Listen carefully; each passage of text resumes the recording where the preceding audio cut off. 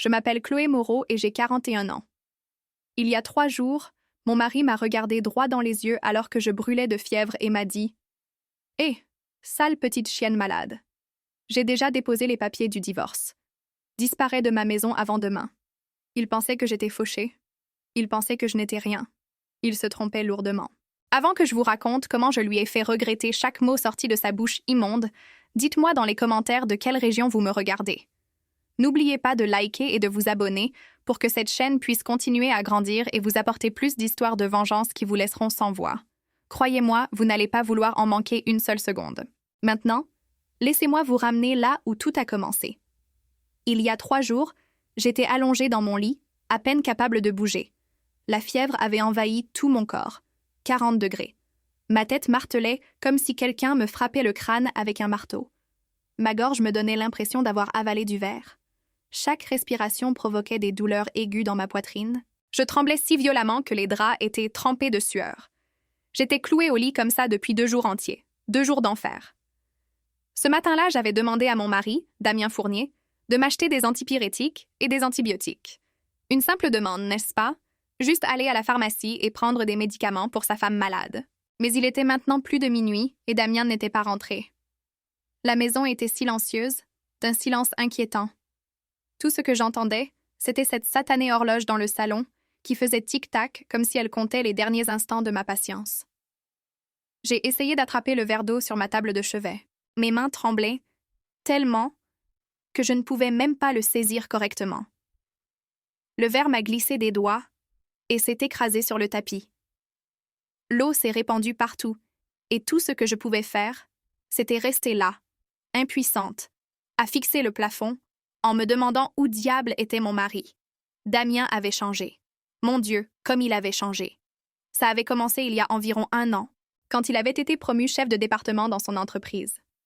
Soudain, il était devenu trop bien pour tout le monde, trop bien pour moi. Il a commencé à rentrer tard, parfois pas avant 3 ou 4 heures du matin.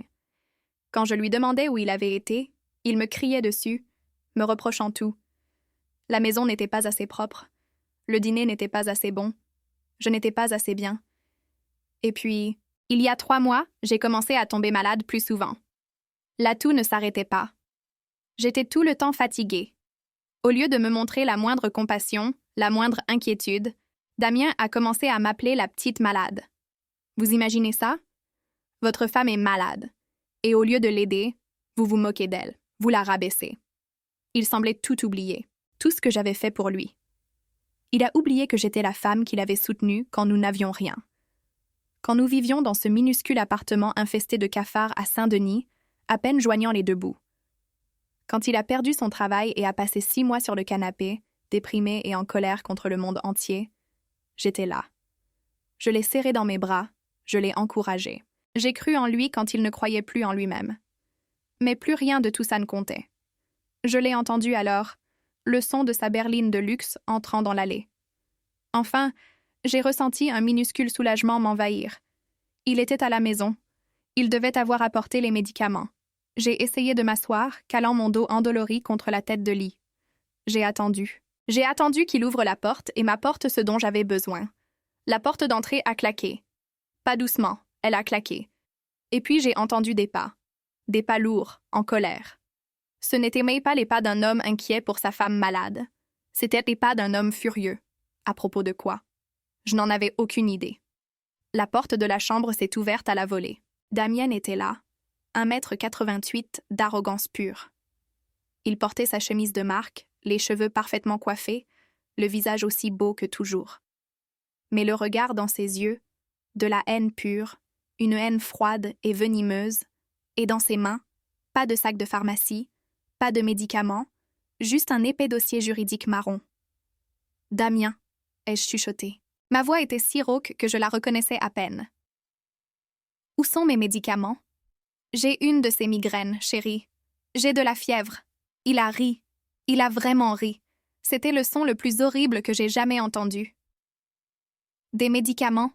a-t-il dit, sa voix dégoulinante de mépris. J'ai apporté quelque chose de bien mieux que des médicaments. Ça, c'est un remède pour nous deux. Un remède pour ma vie. Il s'est approché et a jeté le dossier sur le lit. Il a atterri sur mes jambes. Je l'ai regardé, confuse. Le cerveau embrumé par la fièvre. « Qu'est-ce que c'est, chérie ?» ai-je demandé. « Ouvre-le si tu ne veux pas mourir de curiosité, » a-t-il dit froidement. Avec des doigts tremblants, j'ai ramassé le dossier. J'arrivais à peine à briser le seau. Mes mains ne coopéraient pas. Finalement, je l'ai ouvert et j'ai sorti les papiers. En haut, en lettres capitales, j'ai lu requête en dissolution de mariage. Tout s'est arrêté. Mon cœur, ma respiration, le temps lui-même. J'ai levé les yeux vers Damien, cherchant sur son visage le moindre signe que c'était une mauvaise blague, mais tout ce que j'ai vu, c'était de la satisfaction. Une satisfaction pure et malsaine. Le divorce, ai-je chuchoté. Je n'arrivais pas à croire ce que je voyais. « Pourquoi es-tu surprise ?» a raillé Damien. Il s'est assis sur le bord du lit, mais loin de moi, comme si je le dégoûtais. « Écoute-moi bien, sale petite chienne malade et fauchée. Tu crois que je veux passer le reste de ma vie à m'occuper d'un fardeau inutile comme toi? J'ai tout réglé. J'ai déjà déposé la demande de divorce. » Il s'est levé et a commencé à faire les 100 pas dans la pièce comme s'il prononçait un grand discours. J'en ai marre. Marre de te voir tousser tous les jours, marre de te voir coucher dans ce lit sans énergie. Tu es un passif, Chloé. Un poids qui me tire vers le bas. Chérie, qu'est-ce que j'ai fait de mal? J'ai essayé de parler, mais les larmes commençaient déjà à monter dans mes yeux. Ta faute. Il s'est tourné vers moi, son expression tordue de dégoût. Ta faute, c'est d'être pauvre. Tu ne peux rien m'apporter. Regarde tout ça. Il a fait un geste vers la luxueuse chambre.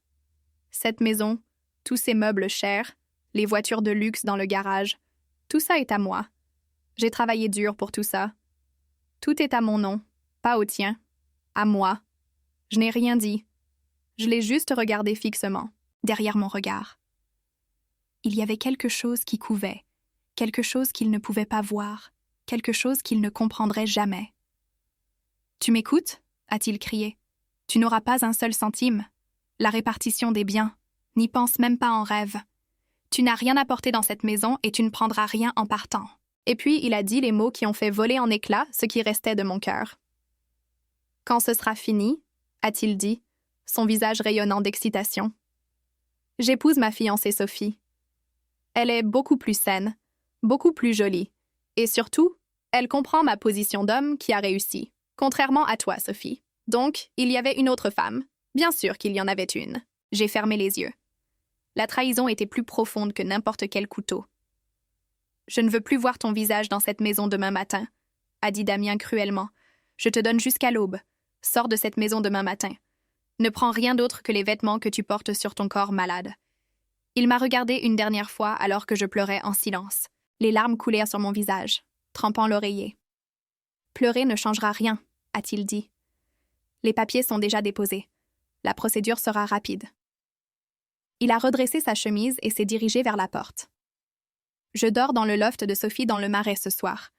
Je ne veux pas être sous le même toit que toi. » Il s'est arrêté sur le seuil. « Demain matin, j'enverrai quelqu'un pour s'assurer que tu es parti. » Et puis il est parti. La porte a claqué. La porte principale a claqué. J'ai entendu son SUV vrombir et s'éloigner de l'allée à toute vitesse. J'étais seule, gravement malade, divorcée et expulsée en une seule nuit. J'ai pleuré. Mon Dieu, comme j'ai pleuré. La douleur dans mon cœur était bien pire que la fièvre qui me brûlait le corps. J'ai pleuré pour le mariage que je pensais que nous avions. J'ai pleuré pour l'homme que je pensais connaître. J'ai pleuré pour toutes les années que j'avais perdues à aimer quelqu'un qui ne me voyait que comme une ordure. J'ai pleuré pendant 15 minutes d'affilée. 15 minutes d'agonie pure. Et puis quelque chose s'est produit. Quelque chose a changé en moi. J'ai arrêté de pleurer. J'ai haleté pour reprendre mon souffle et j'ai essuyé mes larmes brutalement. Au milieu de toute cette douleur, autre chose a surgi. Quelque chose de froid, de dur, de calculateur. Mon visage, qui avait été pâle et faible, s'est durci de résolution. J'ai cherché sous mon oreiller, pas celui que j'utilisais d'habitude, mais un oreiller supplémentaire que je gardais toujours là pour une raison très spécifique. Mes doigts ont touché quelque chose de dur et de fin. Je l'ai sorti. C'était un smartphone dernier cri, bien plus sophistiqué que le vieux téléphone que je gardais sur la table de chevet. Ce téléphone était mon seul secret, un objet dont Damien ne connaissait même pas l'existence. Le téléphone s'est déverrouillé avec mon empreinte digitale. Pas de schéma de verrouillage. L'écran s'est allumé, montrant un fond blanc uni. Pas d'application de réseaux sociaux, pas de jeux, juste des applications professionnelles cryptées. J'ai ouvert un unique contact enregistré sous le nom de directrice Valérie Dubois. Mon cœur battait la chamade, non plus à cause de la maladie, mais à cause de la rage qui montait en moi. J'ai appuyé sur le bouton d'appel. La connexion s'est faite à la première sonnerie. Une voix de femme calme et professionnelle a répondu. « Bonsoir, Madame Moreau. Vous appelez à cette heure. Tout va bien? On m'a dit que vous ne vous sentiez pas bien. » J'ai pris une profonde inspiration, essayant de calmer ma voix tremblante. « Directrice Dubois, » ai-je dit, ma voix rauque mais froide comme la glace. « Plan d'urgence activé. » Il y a eu un bref silence. Puis la voix de la directrice Dubois est devenue sérieuse. « Compris, madame. »« Que s'est-il passé? »« J'ai été expulsée, » ai-je dit. Les mots semblaient surréalistes en sortant de ma bouche. « Damien a divorcé. Il pense que je suis une petite chienne inutile et malade. »« Bonté divine !» a sifflé la directrice Dubois. L'audace de Monsieur Fournier. « Directrice, je suis malade, » ai-je continué. « Ma fièvre est très élevée. J'ai besoin d'une évacuation médicale. Je ne veux pas aller dans un hôpital ordinaire. Venez à la maison me chercher. Amenez l'équipe médicale privée de la clinique du Mont-Royal. Pas de sirène. Faites-le discrètement. Je ne veux que personne ne le sache. Compris, madame, a-t-elle dit immédiatement. L'équipe médicale ultra privilégiée sera là dans 30 minutes. Je viendrai vous chercher moi-même. Pouvez-vous tenir? J'ai regardé les papiers de divorce froissés sur la couette. Avec le peu de force qu'il me restait, je les ai mis en boule dans mon poing. Je dois tenir, directrice. La partie ne fait que commencer. J'ai raccroché. Mon corps tremblait encore de fièvre. Mais mes yeux brillaient d'une acuité que je n'avais pas ressentie depuis des années. Damien venait de commettre la plus grosse erreur de sa vie. Il venait de jeter sa femme. Ce qu'il ne savait pas, ce que son cerveau arrogant et stupide ne pouvait pas comprendre, c'est qu'il venait de jeter la propriétaire de Monroe Luxury Group, une société mondiale avec un bénéfice net de 5 millions de dollars par mois. Mon argent, mon empire, mon pouvoir, et il n'avait aucune idée de ce qui l'attendait. J'ai attendu dans ce silence suffocant. Chaque tic-tac de cette horloge ressemblait à un coup de marteau sur mon crâne. Je serrais fort mon téléphone secret. Mon esprit tournait à plein régime. Une partie de moi avait peur que Damien ne revienne soudainement. Une partie de moi avait peur que l'équipe médicale ne soit retardée. Mon corps oscillait entre un froid glacial et une chaleur torride. Exactement 25 minutes plus tard, mon téléphone a vibré silencieusement. Un message texte de la directrice Dubois. « Nous sommes arrivés. La porte n'est pas verrouillée. L'équipe entre. » J'ai poussé un soupir de soulagement tremblant. Je savais que Damien ne verrouillerait pas la porte. Cet imbécile arrogant était trop confiant que sa femme presque mourante ne pouvait rien faire. Il m'avait sous-estimé. Il l'avait toujours fait. Avec chaque once de force qu'il me restait, j'ai repoussé la couette. Mes pieds ont touché le sol froid et moqueté. Ma tête a tourné violemment. J'ai failli m'effondrer là, mais je me suis accrochée au montant du lit. Je devais partir. Je devais sortir de cette maison avec ma dignité intacte. J'ai vu mon long trench coat accroché derrière la porte. Avec des mains tremblantes, je l'ai attrapé et l'ai enfilé. Je ne quitterai pas cette maison en ayant l'air vaincu. Je ne donnerai pas cette satisfaction à Damien. La porte de la chambre s'est ouverte en silence. J'ai sursauté un instant, mais j'ai ensuite vu 2 personnes en blouse sombre. Pas d'uniforme d'infirmière blanc et voyant, des blouses sombres et discrètes. Ils se sont déplacés rapidement et silencieusement, professionnellement. Derrière eux est apparue la directrice Valérie Dubois, une femme d'une 50aine d'années au visage sévère mais bienveillant. Elle était vêtue d'un blazer élégant et d'une tenue soignée. Quand elle a vu mon état, son visage a immédiatement montré une profonde inquiétude. « Madame Moreau ?» a-t-elle chuchoté. « Je suis prête, directrice », ai-je répondu faiblement. « Mettez Madame Moreau sur la civière portable. » La directrice Dubois a ordonné à l'équipe médicale. Ils ont immédiatement déplié un brancard pliable. Ils m'ont aidé à m'allonger avec le plus grand soin, me traitant comme si j'étais faite de verre.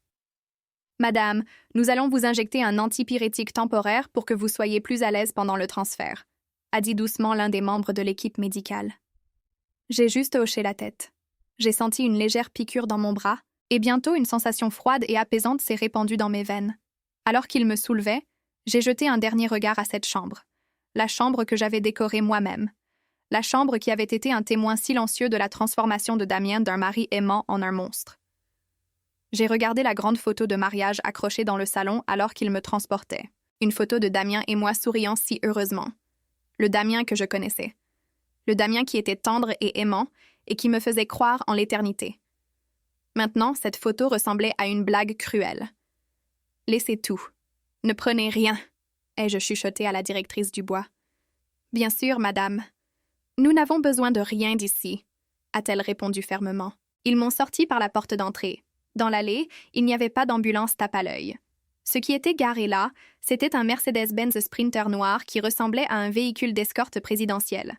La porte latérale s'est ouverte en coulissant, révélant un intérieur qui était un espace médical d'urgence ultra privilégié entièrement équipé. Sièges en cuir, moniteur, équipement intraveineux, tout ce que vous pouviez imaginer.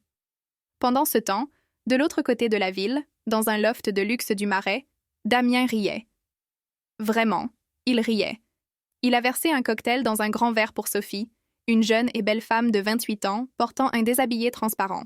Alors, demain, nous serons officiellement les propriétaires de cette grande maison, chérie, a demandé Sophie d'un ton aguicheur. Bien sûr, a dit Damien en l'enlaçant. Je l'ai expulsée. Cette chienne malade n'osera pas s'y opposer. Elle n'a rien. Demain, je ferai changer toutes les serrures et après-demain, nous pourrons commencer à redécorer la chambre. Comme c'est excitant, s'est exclamée Sophie. Enfin, tout ça sera à nous. Damien a levé son verre à notre nouvelle vie. Son téléphone portable était sur la table en mode silencieux. Il ne voulait pas être dérangé par des appels de cette femme malade. Il n'avait aucune idée du tout. À l'intérieur de ce véhicule médical glissant doucement dans la nuit, on s'occupait de mon état. Un médecin qui attendait à l'intérieur a immédiatement commencé une perfusion. Température 40 degrés. Infection assez grave, a dit le médecin. Mais nous agissons maintenant. Nous devons la transférer rapidement à la clinique pour des soins intensifs. La directrice du bois était assise sur une chaise à côté de mon brancard. Elle regardait mon visage pâle avec des yeux inquiets. « Madame, vous devez être forte. Nous avons tout préparé à la clinique du Mont-Royal. » J'ai fermé les yeux. L'antipyrétique commençait à faire effet, réduisant le vertige. Mes pensées sont revenues à il y a 5 ans, au début de tout ce secret. Il y a 5 ans, Damien venait d'être licencié de son premier emploi. Il était déprimé, profondément déprimé pendant des mois. J'ai tout essayé pour le réconforter, pour lui remonter le moral. Mais Damien est devenu sensible à propos de l'argent, de sa fierté. Il m'a interdit de travailler. « Ton travail, c'est d'être à la maison », a-t-il insisté. « C'est moi qui gagnerai l'argent. » Mais j'avais un diplôme en génie biochimique. J'avais des idées, j'avais des rêves. Pendant que Damien était occupé à chercher du travail et à s'apitoyer sur son sort, j'ai commencé à faire des expériences dans notre cuisine. Pas de la cuisine, de la formulation. Je formulais des produits de soins de la peau en utilisant des ingrédients à base de plantes biologiques, des recettes que j'avais héritées de ma grand-mère. J'ai utilisé toutes mes économies personnelles pour acheter des matières premières de haute qualité. Après des mois de tests et d'ajustements, j'ai réussi à créer un sérum pour le visage et une crème éclaircissante avec des effets absolument étonnants. Je l'ai d'abord essayé sur moi-même. Les résultats étaient incroyables. Damien était trop occupé par ses propres problèmes pour le remarquer. Il pensait juste que sa femme s'amusait dans la cuisine. J'ai rassemblé mon courage et j'ai ouvert une petite boutique en ligne. Au début, je ne vendais qu'à des amis et des connaissances. Mais le bouche à oreille est puissant. Mes produits sont devenus célèbres. Les commandes ont commencé à affluer. Elles ont explosé. C'est à cette époque que Damien a finalement décroché un nouvel emploi. Son salaire était décent. Et soudain, il est devenu arrogant. Il a commencé à se comporter comme s'il était meilleur que tout le monde. Il rentrait à la maison et me voyait occupé tard le soir sur mon vieux téléphone, répondant aux commandes des clients, gérant les expéditions, m'occupant des finances. « Je te donne de l'argent et tu es toujours collé à ce téléphone », m'a-t-il crié un soir. « On dirait que tu n'as rien de mieux à faire. » Je suis restée silencieuse. Je n'ai pas discuté parce que ce soir-là, je venais de conclure une vente de 30 000 $. 30 000 $ alors qu'il me criait dessus pour avoir perdu mon temps. Le tournant est arrivé quand j'ai rencontré la directrice Valérie Dubois à un séminaire pour les femmes entrepreneurs. J'y assistais en tant que participante, assise au fond, essayant d'apprendre. La directrice Dubois était l'oratrice invitée. C'était une ancienne cadre supérieure d'une multinationale qui avait pris une retraite anticipée. Une femme brillante, une femme puissante. J'ai rassemblé mon courage pour l'approcher après l'événement. Je lui ai montré mes produits et une proposition commerciale manuscrite sur laquelle je travaillais depuis des semaines. La directrice du bois était stupéfaite. « Ce produit est excellent, Madame Moreau », avait-elle dit. « Et votre stratégie commerciale est très solide. » Pour faire court, la directrice du bois a accepté de se joindre à moi, non pas comme investisseur, mais comme partenaire. Elle voulait travailler à nouveau. Elle a vu ma vision. Ensemble, nous avons fondé Monroe Luxury Group, MLG. J'étais la propriétaire, le cerveau derrière tous les produits, la créatrice. La directrice du bois est devenue la PDG, le visage de l'entreprise, la représentante publique. J'ai demandé une chose, une seule chose, que mon nom n'apparaisse nulle part publiquement. Je voulais rester la femme ordinaire de Damien. Je pensais bêtement que si je le soutenais dans l'ombre, si je le laissais réussir dans son nouveau travail, il deviendrait un meilleur mari. J'avais tellement tort, tellement douloureusement, dévastateur, mentor. Plus Damien réussissait dans son travail, plus il devenait arrogant. Et MLG a connu une croissance explosive. Des soins de la peau, nous nous sommes étendus à la mode de luxe. Les vêtements et accessoires haut de gamme que je concevais sont devenus extrêmement populaires sur les marchés nationaux et internationaux. New York, Paris, Shanghai, Tokyo. Nos produits étaient partout. Un bénéfice net de 5 millions de dollars par mois n'était que mon revenu personnel. Cela n'incluait pas le chiffre d'affaires global de l'entreprise, qui était des dizaines de fois plus élevé. J'ai gardé toute cette richesse soigneusement cachée. J'ai continué à vivre simplement. Je portais des vêtements modestes. Je conduisais une voiture modeste. J'ai joué le rôle de l'épouse de soutien. Quand Damien a décidé qu'il voulait acheter cette maison de luxe et ses voitures de sport chères, il a dû contracter un prêt massif auprès de la banque, 4 millions d'euros. Il s'est vanté d'avoir obtenu l'approbation du prêt grâce à ses excellentes performances professionnelles et à sa réputation impeccable. Ce que Damien ne savait pas, ce que son cerveau arrogant n'a jamais remis en question, c'est que son prêt commercial, qui était sur le point de faire défaut il y a 1 an lorsque ses investissements parallèles ont mal tourné, avait été secrètement racheté en totalité par une société d'investissement. Et cette société était une filiale de MLG, de ma société. La maison de luxe dont il était si fier. Les voitures de sport dont il se vantait auprès de ses amis. Celles qui étaient la garantie de ce prêt. Elles appartenaient désormais légalement non pas à la banque, mais à MLG Holdings. Elles m'appartenaient. Tout ce qu'il pensait être à lui était en fait à moi. Et il n'en avait aucune idée. J'ai ouvert les yeux alors que le véhicule médical entrait dans la zone ultra privilégiée de la clinique du Mont-Royal. « Directrice », ai-je appelé. Ma voix était encore faible, mais mon regard était aussi acéré que l'acier. « Oui, Madame Moreau. » La directrice du bois s'est penchée plus près. « Damien a pris la maison et les voitures », ai-je dit. Il a dit que tout était à lui, que c'était à son nom. La directrice du bois a souri légèrement. Un sourire entendu, significatif. Il a oublié, madame, qui a remboursé son prêt commercial du Crédit Central de France il y a 1 an alors qu'il était sur le point de faire face à une saisie. Il a oublié, ai-je continué, sentant ma force revenir peu à peu, que la garantie de ce prêt était cette maison et ces voitures de luxe dont il se vantait tous les jours, et il ne sait certainement pas. La directrice du bois a ajouté que la société d'investissement qui a racheté toute sa dette à la banque est Monroe Luxury Group. Il y a eu un moment de silence. Le médecin et l'infirmière à l'intérieur du véhicule ont professionnellement fait semblant de ne pas avoir entendu notre conversation. « Directrice du bois », ai-je dit, ma voix froide et claire. « Initiez la procédure de récupération des actifs. Quand dois-je commencer, madame ?» J'ai regardé les lampadaires qui défilèrent par la fenêtre. La ville avait l'air si paisible, si inconsciente de la tempête qui allait s'abattre. Il m'a expulsée ce soir. J'ai dit qu'il pensera que je serai à la rue demain matin. Je veux le laisser savourer sa victoire avec cette femme, Sophie. Donnez-lui 3 jours. 3 jours pour profiter de sa victoire. La directrice du bois a hoché la tête. 3 jours. Considérez cela comme la dernière période de location gratuite. Exactement. J'ai dit, le 3e jour, nous récupérons tout ce qui m'appartient de droit. Bien, a dit fermement la directrice du bois. Le 3e jour, notre équipe juridique agira. Il ne saura pas ce qui lui arrive. Parfait, ai-je chuchoté. Maintenant, concentrez-vous sur ma guérison. J'ai besoin d'être en bonne santé et forte pour voir son visage se briser en 1000 morceaux. Le véhicule médical s'est arrêté à une entrée privée. Une équipe de médecins spécialistes attendait déjà. J'ai été transférée dans une suite de traitement présidentiel, une chambre plus luxueuse que n'importe quel hôtel 5 étoiles. Et loin de là, de l'autre côté de la ville, Damien dormait profondément dans les bras de Sophie, rêvant de sa belle nouvelle vie. Il n'avait aucune idée que sa vraie vie se terminerait dans exactement 3 jours. La victoire était trop douce pour Damien, trop enivrante. Il s'est réveillé le lendemain matin dans le luxueux loft de Sophie. Le soleil matinal filtrait à travers les hautes fenêtres, baignant la pièce d'une lumière dorée. Sophie dormait encore à côté de lui, serrant son bras fermement. Il a regardé son joli visage et a souri, si satisfait, si suffisant. Il l'avait fait. Il s'était débarrassé du fardeau de sa vie. Cette chienne malade, Chloé. Il imaginait qu'à présent, je serais en train de pleurer à une gare routière, essayant de rassembler assez d'argent pour retourner dans la pauvre maison de mes parents.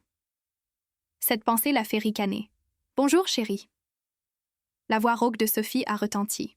Elle a ouvert les yeux paresseusement. « Quelle heure est-il? Est-ce que cette femme est partie de notre maison? » « Elle est certainement partie, » a répondu Damien avec confiance. « Je lui ai dit de partir avant l'aube. Elle n'a pas le choix, elle n'a pas d'argent, pas de pouvoir. C'est juste une femme faible qui a vécu à mes crochets toute sa vie. » Sophie a souri. « Génial. Je suis déjà excitée de déménager là-bas. Ce loft est luxueux, mais cette maison est un palais, et j'en serai la reine. »« Bien sûr, chérie, » a dit Damien. « Tout pour toi. »« Allez, prépare-toi, » a dit Sophie en sortant du lit. « Nous prendrons le petit déjeuner dans notre nouvelle maison aujourd'hui. Je dirai à la femme de ménage de jeter tout ce qui reste de Chloé. Je ne veux plus aucune trace d'elle. » 1 heure plus tard, la voiture de sport de luxe de Damien s'est garée en douceur dans l'allée de cette grande maison. Il est sorti avec des lunettes de soleil, se pavanant comme s'il possédait le monde. Sophie marchait à ses côtés, s'accrochant à son bras, l'air si fier. Damien a ouvert la porte d'entrée. « Bienvenue dans notre palais, ma reine », a-t-il dit de manière théâtrale. Ils sont entrés et c'était étrange.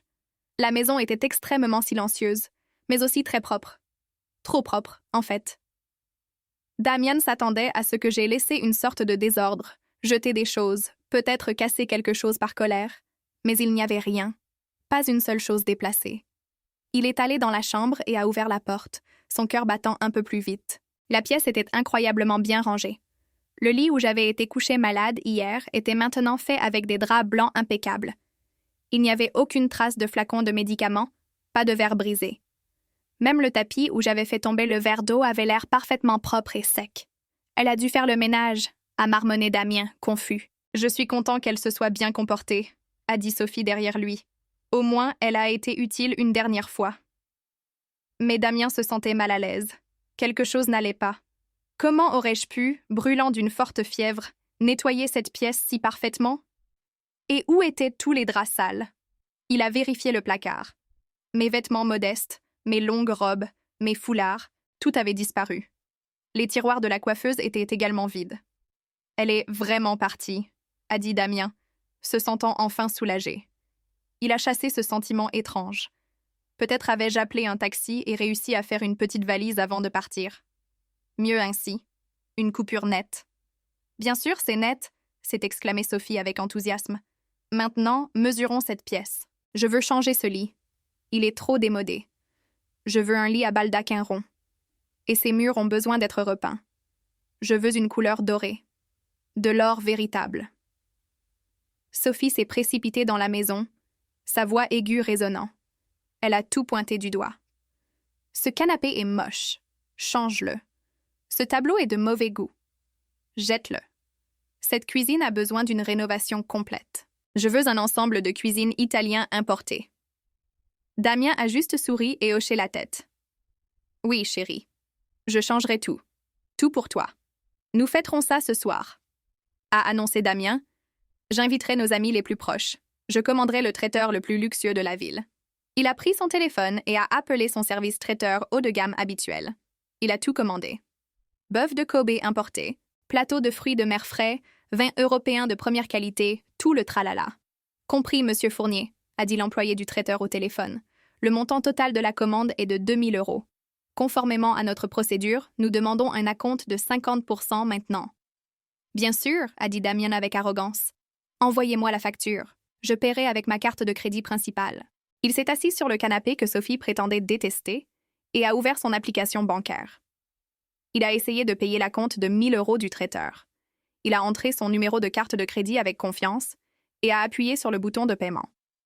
Le téléphone a traité pendant un moment, puis une notification rouge a clignoté sur l'écran. Transaction refusée. Damien a froncé les sourcils. C'était étrange. La limite de cette carte était encore de plusieurs centaines de milliers d'euros. C'est probablement juste un problème de réseau, a-t-il marmonné. Il a réessayé. Transaction refusée. Chérie, pourquoi tu prends autant de temps? A appelé Sophie depuis l'autre pièce où elle prenait des selfies. Un instant, ma chérie, a dit Damien, essayant de garder sa voix calme. Je pense que la banque a un problème de réseau. Il a essayé avec une autre carte de crédit de la même banque. Rejeté. Une sueur froide a commencé à perler sur ses tempes. Ça ne pouvait pas arriver. Il était un client VIP. Pourquoi toutes ses cartes étaient-elles rejetées? Il a essayé sa carte de débit. Rejeté. Fonds insuffisants. Les yeux de Damien se sont agrandis. Fonds insuffisants. Impossible. Son salaire avait été déposé il y a 3 jours. Il a rapidement fermé l'application de paiement et a ouvert son application bancaire principale. Son cœur battait la chamade maintenant. Il a entré son mot de passe. L'écran s'est chargé, puis un message est apparu. Accès bloqué. Veuillez contacter votre agence la plus proche. Le corps entier de Damien s'est raidi. La panique a commencé à se répandre dans sa poitrine comme un feu de forêt. C'était un désastre. Il ne pouvait pas accéder à son compte de salaire. Il ne pouvait utiliser aucune de ses cartes de crédit. « Damien, le type du traiteur vient de m'appeler », a crié Sophie, sa voix aiguë. « Il dit que le paiement est toujours rejeté. Quelle honte !» Damien paniquait. Il s'est soudain souvenu qu'il avait un compte d'urgence dans une autre banque. Un compte qu'il utilisait à peine. Le solde n'était pas énorme, mais il devait rester quelques milliers d'euros. Avec des mains tremblantes, il a essayé de payer l'acompte du traiteur en utilisant ce compte. Succès. Damien a expiré profondément. Pour un instant, il pouvait sauver la face. « Tu vois ?» a-t-il crié à Sophie avec un sourire forcé. C'était juste un problème de réseau. C'est résolu maintenant. Le traiteur arrivera à 19h ce soir. Sophie s'est de nouveau réjouie. Super. Maintenant, je dois aller chez le coiffeur. Après le départ de Sophie, le sourire de Damien a disparu instantanément. Son visage est devenu pâle. Quelque chose n'allait terriblement pas. Pourquoi son compte principal était-il bloqué? Pourquoi toutes ses cartes de crédit étaient-elles refusées? Il a essayé de penser rationnellement. Est-ce que cela avait un rapport avec moi? Avec Chloé? Non, impossible. Cette femme stupide ne pouvait pas réussir quelque chose comme ça. Elle n'était personne. Elle n'avait rien. Il s'est promis que dès demain matin, il appellerait la banque et leur passerait un savon. Il exigerait une compensation pour cette humiliation. Plus tard cet après-midi-là, alors qu'il faisait les 100 pas dans la maison en essayant de réprimer son anxiété, on a sonné à la porte. Damien a ouvert. Un coursier en uniforme se tenait là, tenant une grande enveloppe marron. « Monsieur Damien Fournier. »« Oui, c'est moi. »« Courrier recommandé. Signez ici, s'il vous plaît. » Damien a signé le reçu, a fermé la porte et a examiné l'enveloppe. L'expéditeur était un cabinet d'avocats au nom très chic, Cabinet Lefebvre & Associés. Il a pensé que ce devaient être les documents d'approbation du tribunal liés à sa demande de divorce. Il l'a ouverte en s'attendant à de la paperasse de routine, mais le contenu lui a glacé le sang. Ce n'était pas du tribunal des affaires familiales. C'était une mise en demeure notariée, un avertissement légal. Ses yeux ont parcouru les phrases formelles et dures. « Cher Monsieur Fournier, au nom de notre client, Monroe Luxury Group Holdings, nous vous informons que vous avez commis une rupture de contrat sur votre ligne de crédit professionnelle. Le montant total de votre prêt principal, 4 millions d'euros, est devenu immédiatement exigible. Nous vous accordons un délai de grâce de 3 jours pour liquider la totalité de la dette. Le non-respect de cette obligation entraînera l'exécution forcée immédiate de vos actifs, à savoir une propriété résidentielle située au 847, allée des Magnolias et un véhicule de sport de luxe immatriculé. Le verre que Damien tenait lui a glissé des mains et s'est brisé sur le sol en marbre. La sueur coulait de son front. 3 jours, 4 millions d'euros. Saisi de la maison. « Non, impossible !» a-t-il chuchoté, tout son corps tremblant. « J'ai payé la mensualité la semaine dernière. » Quelle rupture! Et qu'est-ce que c'est que ce Monroe Luxury Group Holdings? Sa célébration de victoire s'était soudainement transformée en début de cauchemar. Ce soir-là, avec la musique, les rires des amis et Sophie qui se pavanait, Damien ne pouvait qu'afficher un faux sourire. Son esprit était un chaos total. Il sentait un piège invisible se refermer lentement sur son cou, se resserrant de plus en plus, et il n'avait aucune idée que ce piège avait été tendu par moi, par la femme qu'il avait jetée comme une ordure. Damien n'a pas pu dormir cette nuit-là, pas une seule heure. À côté de lui, Sophie dormait paisiblement, épuisée par leur petite fête. Mais dans l'esprit de Damien, ces mots tournaient en boucle comme un disque rayé.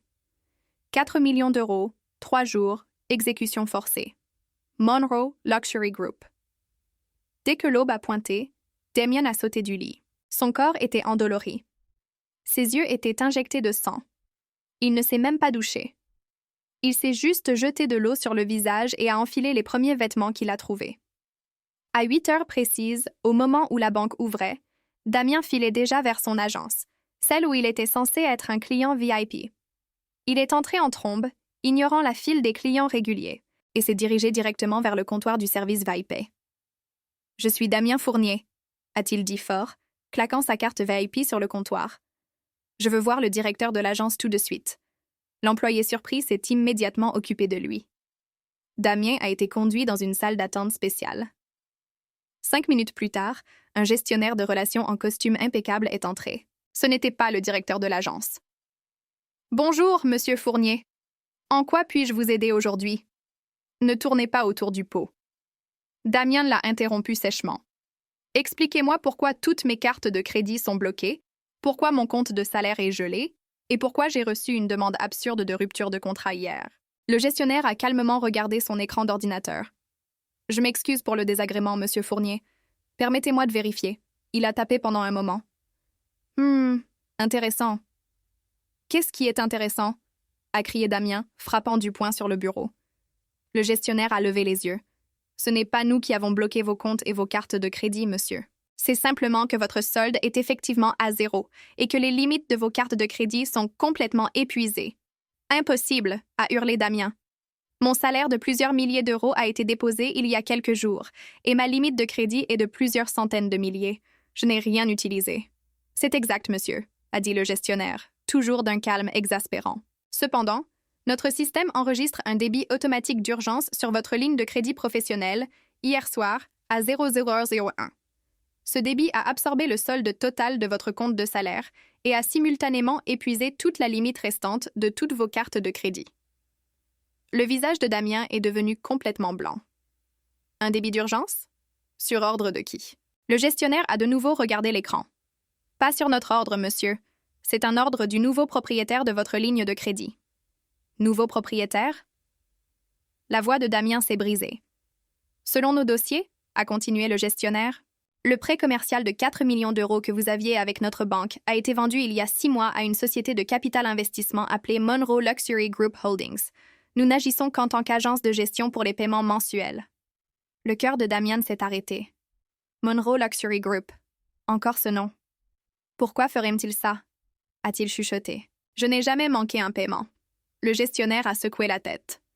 Cela ne relève pas de notre compétence, monsieur.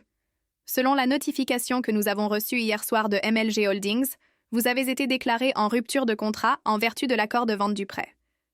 Lorsqu'une rupture se produit, MLG Holdings a le droit de retirer de force des fonds de vos comptes à titre de pénalité de retard initial, et il semble que c'est exactement ce qu'ils ont fait.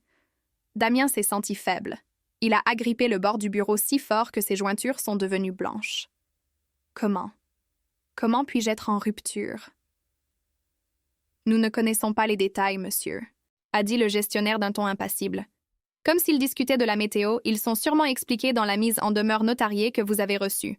Vous devrez parler directement avec MLG Holdings ou leurs avocats. Damien est sorti de cette banque en titubant comme un homme ivre.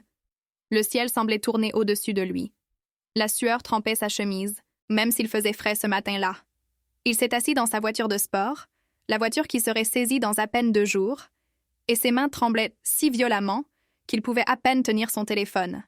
Monroe Luxury Group Holdings. Ce nom résonnait dans sa tête. Il a sorti son téléphone et l'a cherché sur Internet. Ce qui est apparu lui a retourné l'estomac. Monroe Luxury Group était une société géante, un conglomérat massif opérant dans la mode de luxe, les soins de la peau mondiaux, l'immobilier et les investissements internationaux. Leur logo était partout. Grands magasins haut de gamme, magazines de mode, actualités économiques. Il l'avait déjà vu, mais n'y avait jamais prêté attention. Pourquoi? A-t-il marmonné désespérément. Pourquoi une si grande entreprise achèterait-elle ma misérable dette? Puis il s'est souvenu du nom du cabinet d'avocats sur la mise en demeure. Cabinet Lefebvre & Associés. Avec des doigts tremblants, il a appelé le numéro de téléphone indiqué sur le document. « Bonjour, cabinet Lefebvre & Associés. » Une voix professionnelle a répondu. « Je suis Damien Fournier, » a-t-il dit, essayant de garder sa voix stable. « J'ai reçu une mise en demeure notariée au nom de MLG Holdings hier. Ce doit être une erreur. Je n'ai jamais manqué à mes obligations. » La voix à l'autre bout du fil était calme et absolument glaciale. « Il n'y a pas d'erreur, monsieur Fournier. Notre client agit conformément à la loi. Vous avez violé la clause 11, section B de l'accord de prêt que vous avez signé. Clause 11, section B? » L'esprit de Damien était vide. Qu'est-ce que c'est que ça?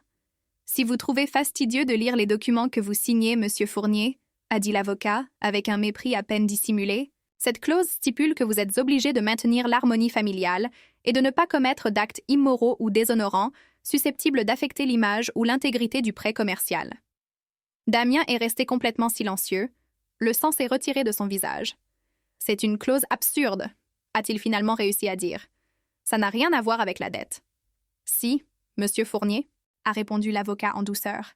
« Lorsque votre prêt a été vendu à notre client, toutes les clauses, en particulier cette clause morale, ont été activées et renforcées.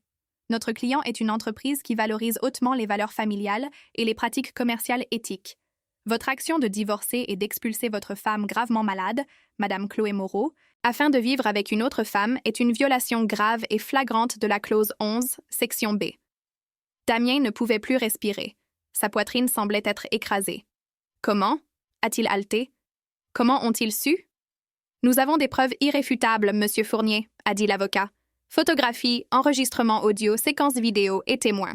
Nous savons que vous avez expulsé votre femme il y a 2 nuits alors qu'elle souffrait d'une forte fièvre.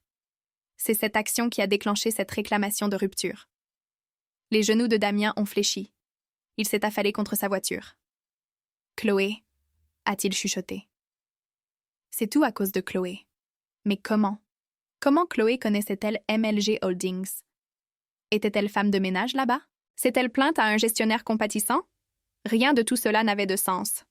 « Que veulent-ils? » a demandé Damien, sa voix tremblant maintenant de peur. « Donnez-moi du temps.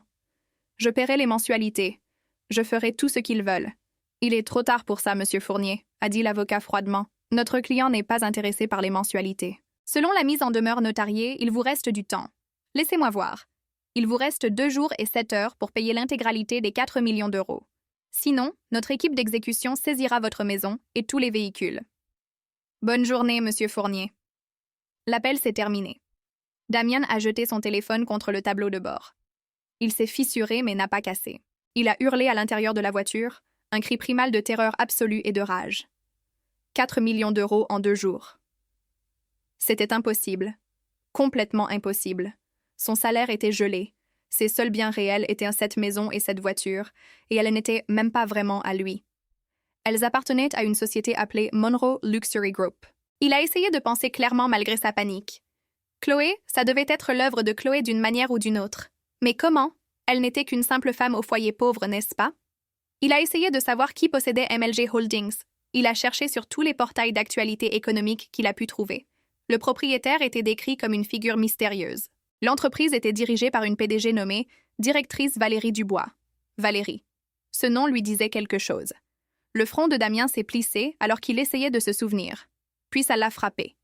Il y a des années, Chloé avait mentionné une tante Valérie, une amie de son groupe de femmes à l'église, qui était soi-disant une femme d'affaires prospère.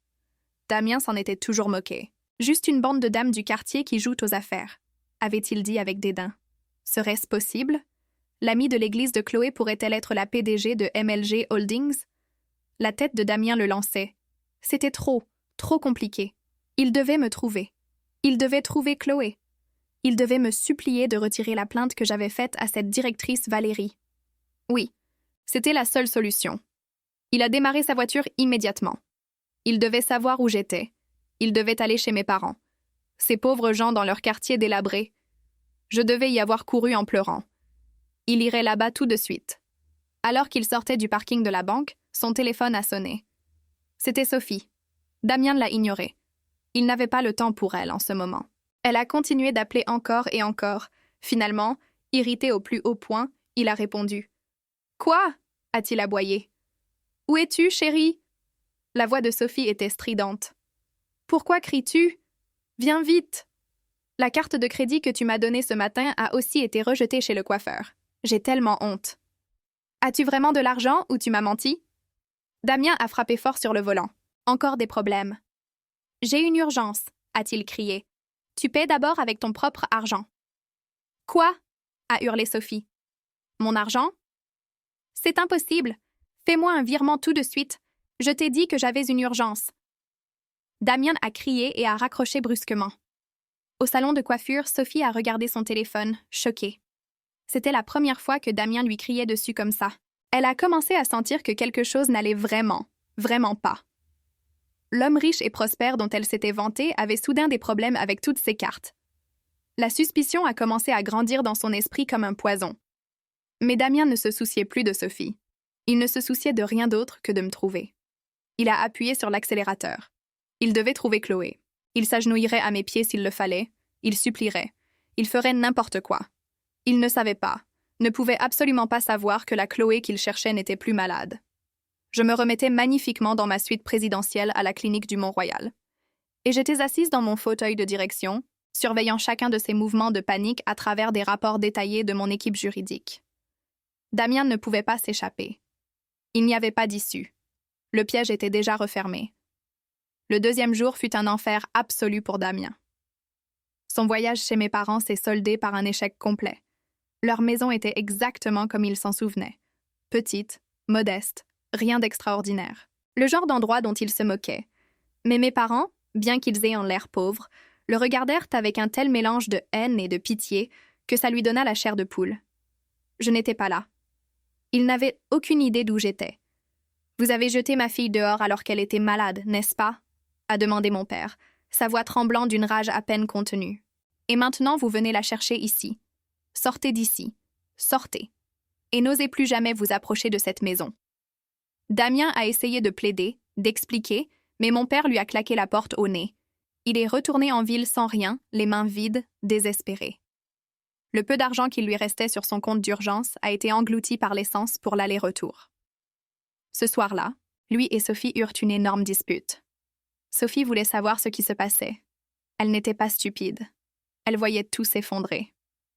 Au bord de la crise de nerfs, Damien a finalement avoué. Il lui a dit qu'il avait un problème administratif et que ses comptes étaient temporairement gelés. Il a essayé de minimiser la chose, de faire passer ça pour une simple erreur bancaire. Mais Sophie n'y a pas cru. Elle a vu la mise en demeure notariée toujours posée sur la table du salon. Elle l'a lue. 3 jours, 4 millions d'euros saisis. « Tu es ruiné !» lui a crié Sophie. « Tu es complètement ruiné, Damien !»« C'est temporaire !» a crié Damien en retour, sa voix se brisant. « Je vais arranger ça. C'est la faute de Chloé. Cette femme a fait quelque chose. Je ne sais pas quoi, mais elle a fait quelque chose. »« Je me fiche de savoir à qui est la faute !» a hurlé Sophie. « Je ne veux pas vivre avec un pauvre. Je n'ai pas signé pour ça. » Cette nuit-là, ils ont dormi dans le même lit, mais aussi éloignés que possible, dos à dos, froid, hostile. Damien n'a pas pu fermer l'œil une seule seconde. Le compte à rebours dans sa tête continuait. Demain. Demain était le 3e jour, le dernier jour. Le matin du 3e jour fut le matin le plus terrifiant de toute la vie de Damien. Le soleil s'est levé, mais c'était comme si la fin du monde approchait. À 9 heures, alors que lui et Sophie prenaient leur petit déjeuner dans un silence complet et gênant, on a sonné à la porte. Ils se sont tous les deux figés. Ils se sont regardés. Leurs visages sont devenus pâles. « N'ouvre pas !» a chuchoté Damien. « Faisons comme si nous n'étions pas là. » La sonnette a retenti de nouveau, cette fois avec plus d'insistance. Puis des coups forts et autoritaires ont frappé à la porte. « Monsieur Damien Fournier !» a appelé une voix. « Nous savons que vous êtes à l'intérieur. Nous sommes l'équipe d'exécution du cabinet d'avocats Lefebvre & Associés. Veuillez ouvrir la porte. » Le cœur de Damien s'est arrêté de battre. Sophie s'est mise à pleurer, de vraies larmes de terreur coulant sur son visage. « Qu'est-ce qu'on va faire, Damien ?» a-t-elle sangloté. « Qu'est-ce qu'on va faire ?» Damien, paniquant complètement, a couru vers la porte arrière. Il a pensé s'échapper par le jardin, peut-être sauter la clôture. Mais quand il a ouvert la porte de la cuisine, 2 énormes gardes de sécurité en costume noir se tenaient déjà là, les bras croisés. « Veuillez rester à l'intérieur, monsieur », a dit l'un d'eux fermement. Damien était encerclé, piégé. Il est retourné dans le salon, ses jambes tremblant si fort qu'il pouvait à peine marcher. Quand l'équipe juridique a finalement réussi à ouvrir la porte d'entrée avec l'aide d'un serrurier qu'ils avaient amené, un homme en costume impeccable est entré. Il tenait un épais dossier. Derrière lui, plusieurs huissiers de justice suivaient, portant de grands autocollants qui disaient « MLG Holdings, bien saisi ».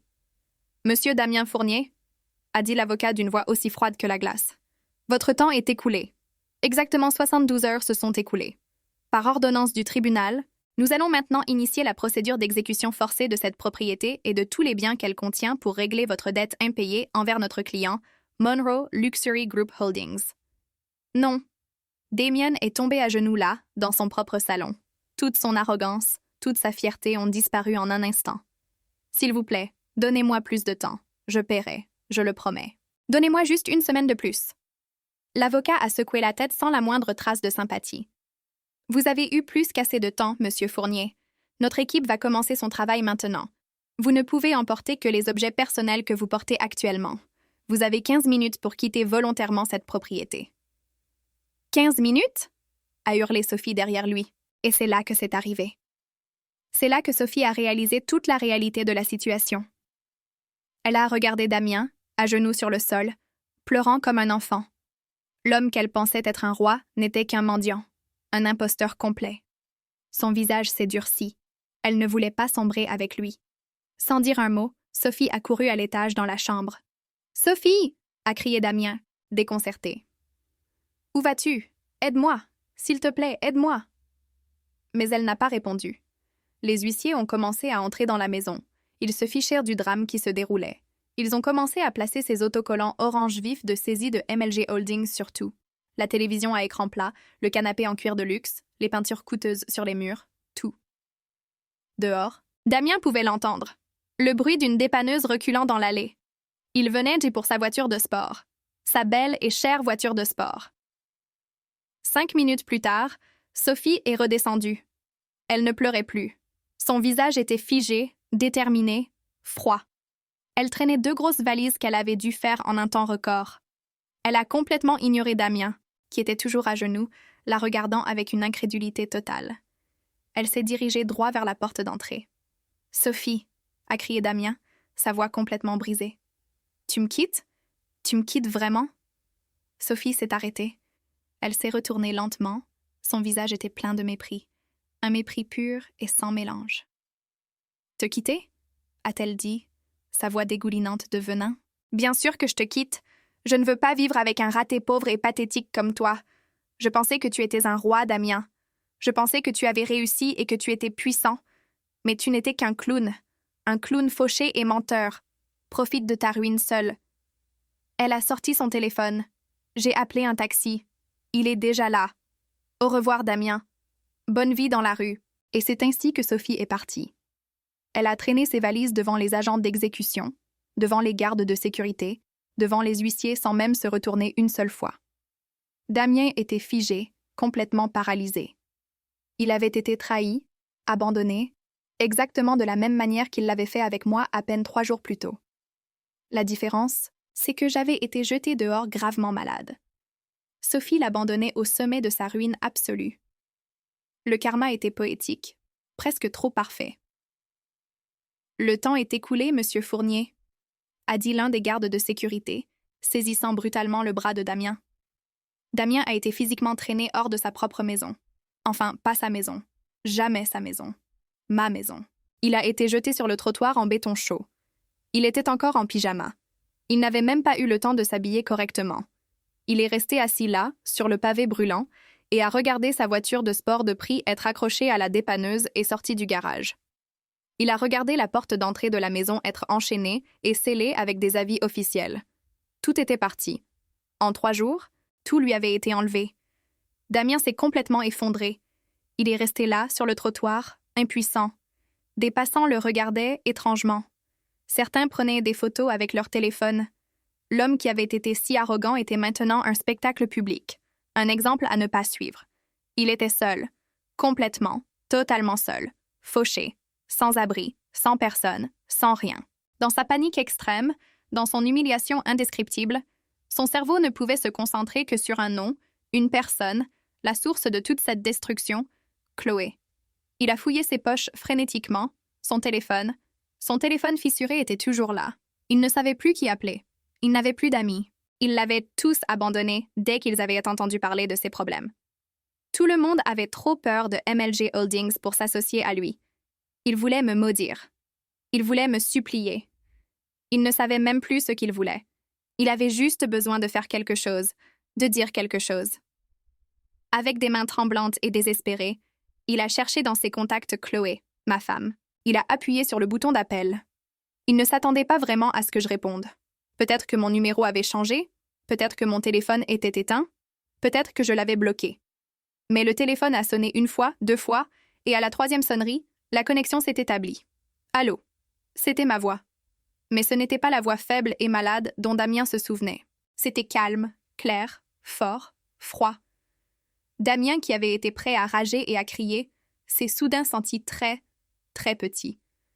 Il s'est mis à pleurer, des sanglots hystériques, incontrôlables. Le gémissement d'un perdant complet.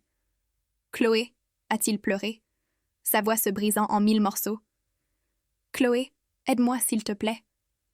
S'il te plaît, Chloé, je ne sais pas ce qui s'est passé.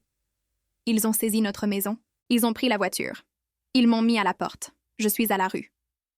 Chloé, pourquoi est-ce que c'est arrivé? Pourquoi? Au 40e étage de l'immeuble de MLG Holdings, à l'intérieur de ce qui était autrefois une suite de traitements ultra privilégiés, mais qui fonctionnait maintenant comme un bureau de luxe temporaire, j'étais assise calmement. Je n'étais plus clouée au lit. Je n'étais plus malade.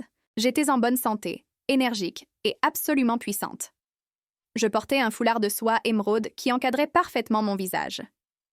Devant moi, la directrice Valérie Dubois et plusieurs chefs de département étaient au milieu d'une réunion importante. Nous discutions de l'expansion sur les marchés du Moyen-Orient.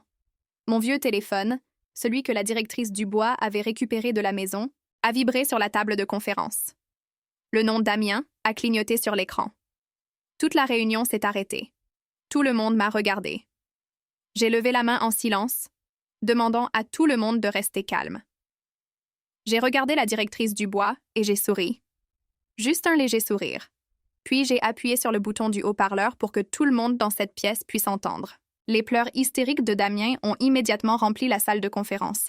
« Chloé, aide-moi s'il te plaît. »« Chloé, je ne sais pas ce qui s'est passé. Ils ont saisi notre maison. Ils ont pris la voiture. Ils m'ont mis à la porte. Je suis à la rue. »« Chloé, pourquoi est-ce que c'est arrivé? Pourquoi? » J'ai attendu. Je l'ai laissé finir de pleurer. Je l'ai laissé finir de supplier. J'ai fait signe à tout le monde dans la pièce de rester complètement silencieux. Le contraste était magnifique. Le silence de cette salle de conseil luxueuse contre la voix paniquée et désespérée de Damien. Après que ses sanglots se soient un peu calmés, je me suis penchée plus près du microphone. J'ai parlé avec la voix la plus calme et la plus forte que je pouvais, une voix que Damien n'avait jamais entendue de moi auparavant. « Excusez-moi, » ai-je dit froidement. « Qui est à l'appareil? » Il y a eu un silence complet à l'autre bout du fil. Même les pleurs de Damien se sont arrêtés brusquement. « Quoi? » Sa voix était confuse, brisée. « C'est moi. C'est Damien, ton mari. »« Ah, Monsieur Fournier ?» ai-je dit, mon ton complètement indifférent, comme si je parlais à un étranger. Je m'en souvenais à peine. Je crois qu'il y a un malentendu. Premièrement, vous n'êtes plus mon mari. Mes papiers de divorce ont été déposés ce matin. Deuxièmement, notre maison. Il y a 3 jours, vous avez très clairement dit que c'était votre maison, n'est-ce pas? Pas la nôtre. La vôtre.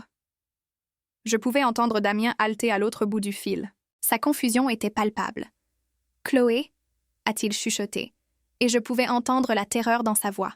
« Où es-tu? Qu'as-tu fait? Ta voix, es-tu? Es-tu en bonne santé? » Je suis en plein milieu d'une réunion importante en ce moment, ai-je répondu nonchalamment, me penchant en arrière dans mon fauteuil de direction. J'ai regardé l'horizon de la ville à travers les immenses baies vitrées. Nous discutons de l'expansion commerciale à Dubaï et Abu Dhabi. Vous savez, des affaires, des choses que vous ne comprendriez pas. Il y a eu un silence confus de la part de Damien. « Chloé, arrête de dire des bêtises !» a-t-il soudainement crié, le désespoir le rendant audacieux. « Aide-moi. Je sais que c'est toi qui as fait ça. Ça doit être cette femme, cette directrice, Valérie Dubois de ton groupe d'église, n'est-ce pas? Tu t'es plainte à elle. Tu lui as raconté des mensonges sur moi. S'il te plaît, Chloé, dis-lui d'arrêter tout ça. Je ferai n'importe quoi. Je reviendrai vers toi. J'oublierai le divorce. Je le promets. » Un rire froid et cynique m'a échappé. Je n'ai pas pu m'en empêcher. « Revenir vers moi », ai-je dit. « Tu penses que je ramasserai les ordures que j'ai jetées? Et Sophie, tu es trop tard, Damien. Elle t'a quitté il y a environ 1 heure, n'est-ce pas?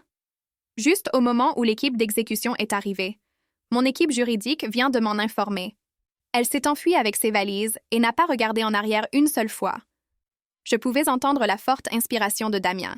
Il réalisait quelque chose. Quelque chose de terrifiant. « Comment sais-tu ça? » Sa voix n'était plus qu'un murmure. « Chloé, qui es-tu? Qu'est-ce que tu es? » J'ai souri. Un vrai sourire sincère.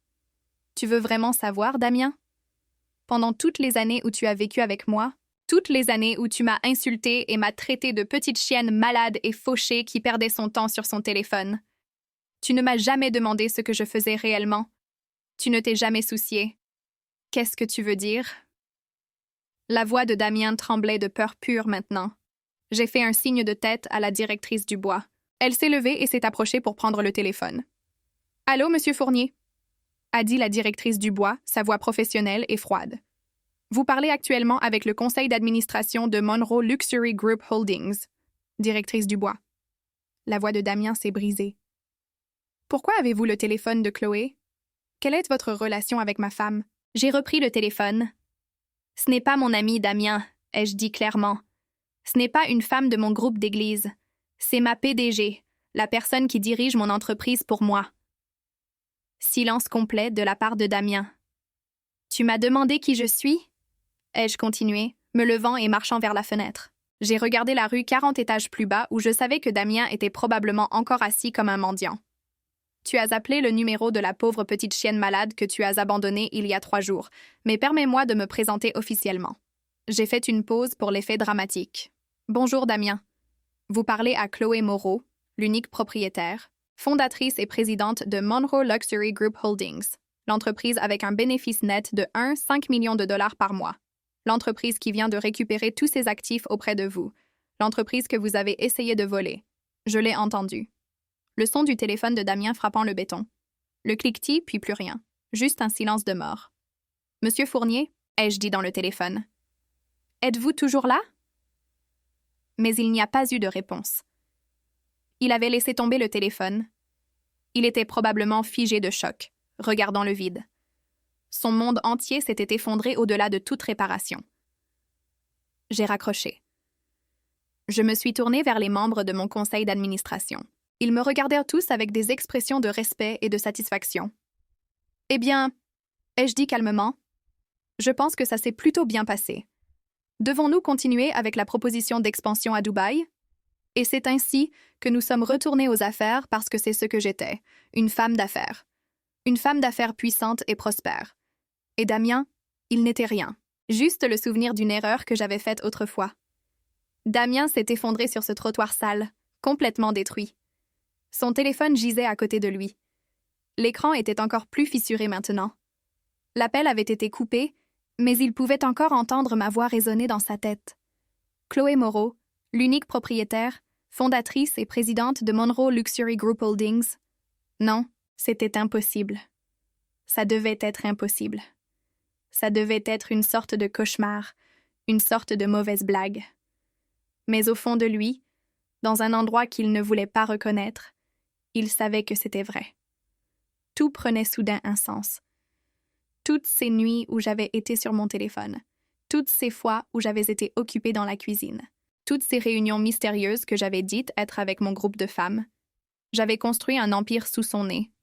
Pendant qu'il se moquait de moi, me rabaissait et me traitait d'inutile, j'avais créé une société d'1 milliard de dollars.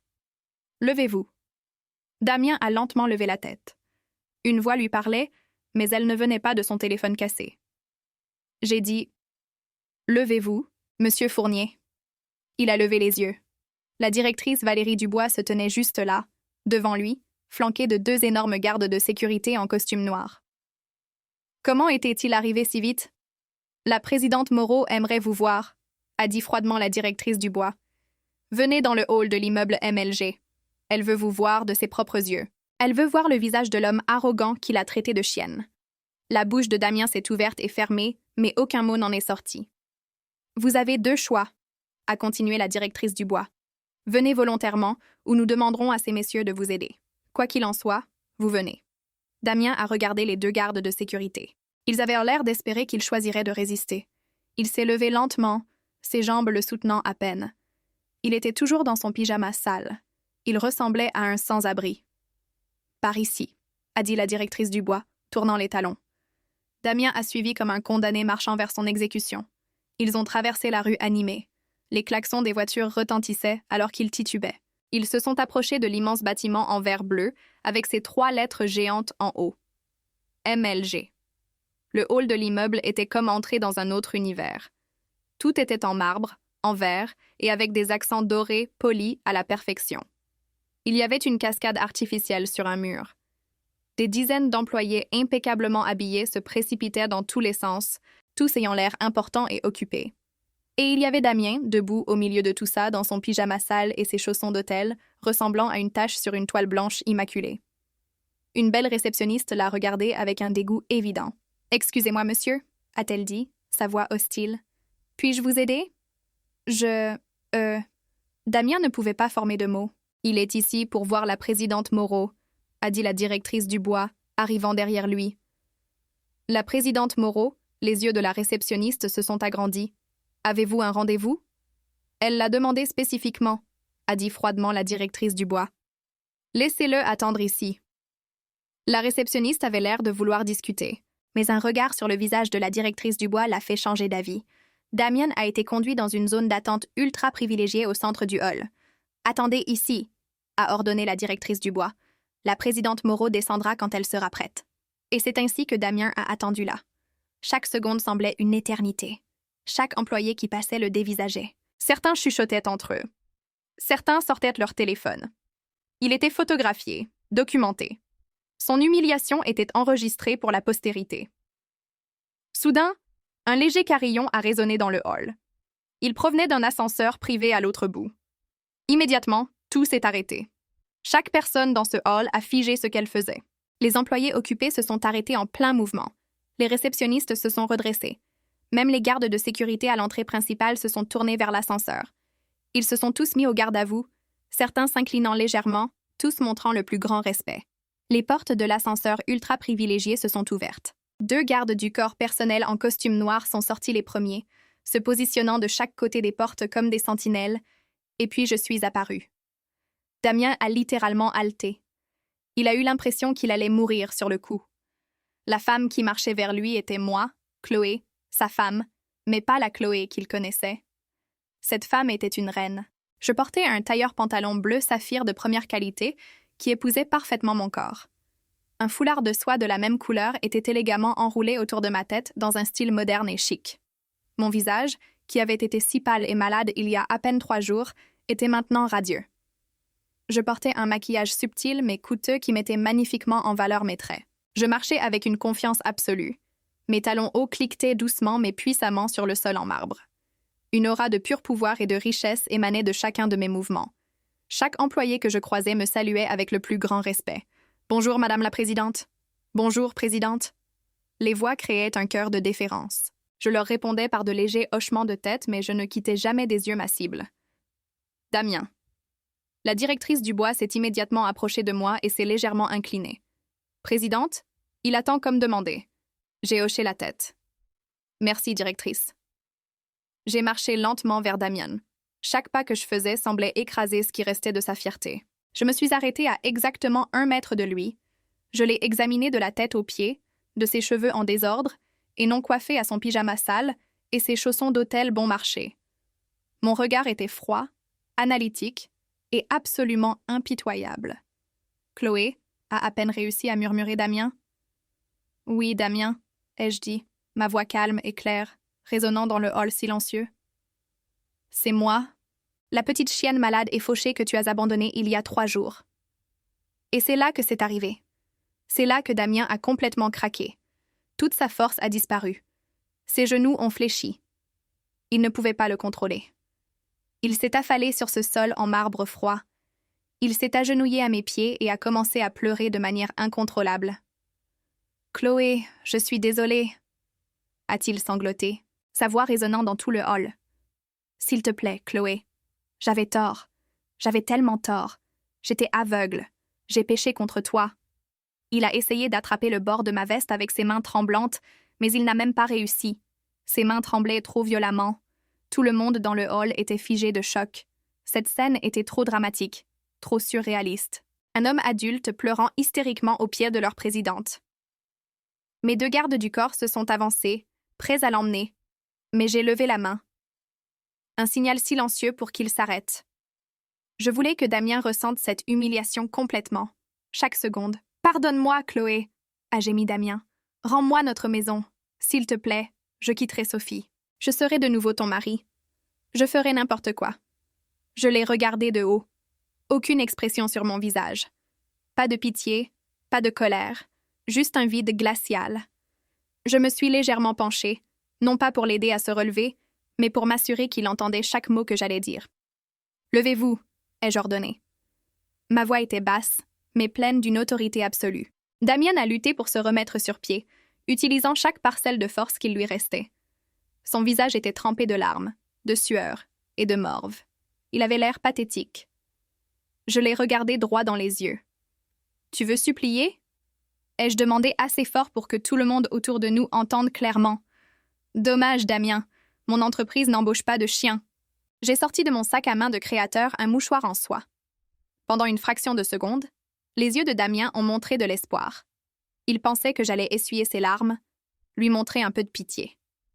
Au lieu de cela, j'ai utilisé le mouchoir pour essuyer une poussière imaginaire de la manche de ma veste, comme si je venais de toucher quelque chose de sale et que j'avais besoin de me nettoyer. Mon entreprise, ai-je déclaré clairement et froidement, n'embauche pas de chiens. Je me suis retournée avec élégance. J'ai marché vers l'ascenseur ultra privilégié, sans me retourner une seule fois. « Directrice Dubois », ai-je dit en marchant, « occupez-vous de lui. Donnez-lui une dernière leçon. Assurez-vous qu'il comprenne exactement ce qu'il a jeté. » « Compris, présidente », a répondu la directrice Dubois. Les portes de l'ascenseur se sont fermées. J'étais partie, disparue de la vue de Damien. Il est resté là, complètement brisé. L'humiliation publique qu'il venait de recevoir de la part de la femme qu'il appelait autrefois une ordure était 1000 fois plus douloureuse que de perdre la maison et les voitures. 1 million de fois plus douloureuse. C'était ça. C'était ma vengeance. Et elle avait un goût absolument parfait. La directrice Dubois s'est approchée de Damien avec 2 avocats en costume impeccable la suivant. « Allons, monsieur Fournier », a-t-elle dit sans la moindre trace de sympathie. « Finissons-en. Il y a quelque chose que la présidente Moreau veut que vous voyiez. Quelque chose qui vous aidera à comprendre à quel point vous avez été monumentalement stupide toutes ces années. » Damien a été traîné par les gardes de sécurité dans une luxueuse salle de conférence au 1er étage. Il a été poussé sur une chaise. La grande baie vitrée donnait sur le hall, de sorte qu'il pouvait tout voir en bas et être vu par tout le monde. En face de lui se trouvaient la directrice Dubois et les 2 avocats. « Monsieur Fournier » a commencé la directrice Dubois, sa voix ressemblant à celle d'un professeur faisant la leçon à l'élève le plus stupide de la classe. « Vous êtes toujours confus sur la façon dont la femme que vous considériez comme inutile, pauvre et malade, pourrait bien être la propriétaire de tout ça ?» Damien n'a rien dit. Il n'en avait pas la force. La directrice Dubois a appuyé sur un bouton. Un grand écran de projection est descendu du plafond et les lumières se sont tamisées. L'écran s'est allumé avec un titre massif « Monroe Luxury Group Holdings, rapport d'activité et financier. » « Eh bien, » a dit la directrice Dubois en s'installant dans son fauteuil. « Commençons votre éducation, monsieur Fournier. Revenons 5 ans en arrière. Des graphiques sont apparus, des comptes de résultats, des bilans, des chiffres en millions et milliards qui faisaient mal aux yeux de Damien, rien qu'en les regardant. Il y a 5 ans, a continué la directrice Dubois, vous veniez d'être licencié de votre premier emploi. Vous étiez déprimé, en colère. Vous accusiez le monde entier de vos problèmes. Pendant que vous étiez occupé à vous apitoyer sur votre sort et à chercher un nouvel emploi, votre femme, que vous croyiez être une simple femme au foyer, a commencé à travailler. Mais pas pour vous, pour elle-même. Damien a légèrement levé la tête, confus. Elle ne cuisinait pas dans cette cuisine, monsieur Fournier, a dit la directrice du bois, un léger sourire aux lèvres. Elle formulait des produits de soins de la peau en utilisant des recettes à base de plantes transmises par sa grand-mère. Des soins de la peau de luxe haut de gamme. Quand vous vous moquiez d'elle parce qu'elle était collée à son téléphone tard le soir, elle ne perdait pas son temps. Elle répondait à des centaines de commandes de clients de tout le pays. Elle construisait un empire. L'écran a changé. Des photos sont apparues, un bureau exigu, puis un entrepôt plus grand, puis une immense usine ultramoderne, puis des photos de succursales de MLG à New York, Paris, Shanghai, Tokyo, Londres, Dubaï, Monroe Luxury Group Holdings, Monsieur Fournier. MLG, c'est pour son nom de jeune fille. Moreau. Cette entreprise, ce bâtiment, tout ce que vous voyez autour de vous est à elle, 100% à elle. Tout le corps de Damien a commencé à trembler. « Mais comment » a-t-il chuchoté. « L'argent ? D'où venait l'argent ? » « Ah, l'argent !» Le sourire de la directrice du bois s'est élargi.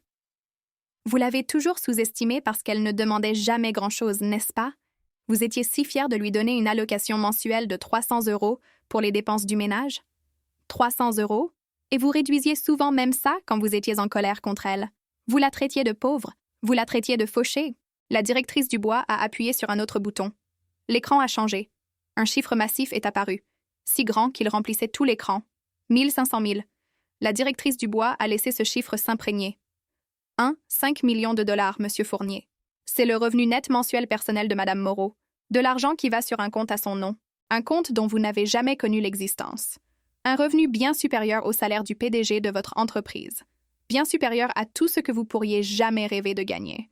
Et vous la traitiez de fauchée. Damien a eu l'impression qu'il allait vomir. La pièce tournait. C'est juste son revenu personnel, a ajouté l'un des avocats. Le chiffre d'affaires mensuel global de l'entreprise est 12 fois supérieur à ce montant. Mais concentrons-nous sur votre dette, voulez-vous? L'écran a de nouveau changé. Des documents sont apparus. Contrat de prêt, relevé bancaire, le prêt de 4 millions d'euros que vous avez utilisé pour acheter cette maison et ces voitures de luxe. La directrice du bois a continué. Vous étiez si arrogant quand la banque l'a approuvé, n'est-ce pas? Vous pensiez que c'était grâce à votre réputation impeccable, à vos excellentes performances professionnelles. Les yeux de Damien se sont agrandis alors qu'il regardait les documents à l'écran. Il y a 1 an, a dit la directrice du bois, sa voix se durcissant, quand vous avez failli faire faillite à cause de vos investissements parallèles ratés, votre prêt est entré en défaut. La banque était sur le point de tout saisir. Vous étiez sur le point de tout perdre. Mais madame Moreau le savait grâce à moi. Grâce à MLG Holdings, nous avons racheté toute votre dette à la banque. Nous l'avons remboursée. Les 4 millions d'euros en totalité. Non, a chuchoté Damien, secouant la tête. Non, ce n'est pas possible. Ce n'est pas seulement possible, monsieur Fournier. C'est un fait. Cette maison dont vous étiez si fier, ces voitures que vous exhibiez à vos amis, sont devenues la propriété de MLG Holdings il y a 1 an. Madame Moreau a sauvé votre réputation. Elle vous a permis de continuer à y vivre. Elle vous a permis de continuer vos vantardises pathétiques. Elle essayait encore, même après tout, de vous respecter en tant que mari. Elle espérait que vous changeriez. Elle espérait qu'il deviendrait un homme meilleur. Des larmes ont de nouveau coulé sur le visage de Damien. Mais ce n'étaient pas des larmes de remords. C'étaient des larmes de dévastation absolue. Des larmes pour sa propre stupidité infinie. Elle savait, a-t-il chuchoté, horrifié.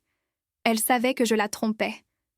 Bien sûr qu'elle le savait, a dit froidement la directrice du bois. Elle savait tout. L'un des avocats a pris la parole. Et maintenant, monsieur Fournier, regardons les preuves que nous avons rassemblées. L'écran a changé une fois de plus. Cette fois, ce n'étaient pas des documents financiers. C'étaient des séquences vidéo, des images de caméras de sécurité. Damien a vu son propre salon. Il s'est regardé à l'écran, enlaçant tendrement Sophie sur le canapé. Le rodatage dans le coin indiquait que c'était il y a 6 mois, quand j'étais censée être allée à l'une de mes réunions de groupe de femmes. La vidéo a changé. Maintenant, elle montrait la chambre. Damien a regardé Sophie essayer mes vêtements et mes foulards, riant et les jetant par terre comme des ordures. Et il était là, riant avec elle, l'encourageant. « Arrêtez !» a chuchoté Damien. « S'il vous plaît, arrêtez. » Mais ils n'ont pas arrêté. La dernière vidéo a commencé à jouer, la plus accablante. Il y a 3 jours, dans cette même chambre, Damien s'est vu debout, arrogant.